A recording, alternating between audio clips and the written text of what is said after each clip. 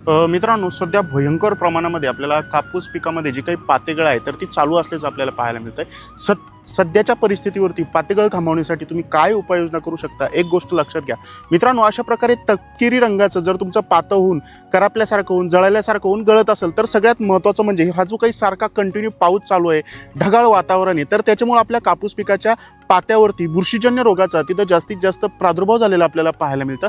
आणि त्या बुरशीजन्य रोगापासून आपल्या कापूस पिकाची पातेगळ थांबवण्यासाठी तुम्हाला एक फवारणी तिथं बुरशीनाशकाची करणं अत्यंत गरजेचं आहे. तसं वेगवेगळ्या किडीला नियंत्रण करण्यासाठी काय करावं, बोंडाळीसाठी कोणती फवारणी केली, भरपूर सारे व्हिडिओ आपल्या यूट्यूब चॅनलवरती उपलब्ध आहे. परंतु बुरशीजन्य रोगामुळे तुमच्या कापूस पिकाची पातेगळ होत असेल तर एखादं चांगलं बुरशीनाशक आपल्याला फवारणीमध्ये वापरायचं आहे, ज्याच्यामध्ये शेतकरी मित्रांनो तुम्ही हेक्झेकोनाझोल प्लस कॅप्टन हा घटक असलेलं जे टाटा कंपनीचं ताकद या नावाचं बुरशीनाशक येतं आहे तर तुम्ही त्याचा वापर करू शकता 40 ग्राम प्रति 15 लिटर फवारणी पंपसाठी. किंवा शेतकरी मित्रांनो हेक्झेकोनाझोल प्लस झायनेब हा घटक असलेलं जे एंडोफिल कंपनीचं अवतार या बुरशीनाशकाचा वापर करू शकता 40 ग्राम प्रति 15 लिटर फवारणी पंपसाठी.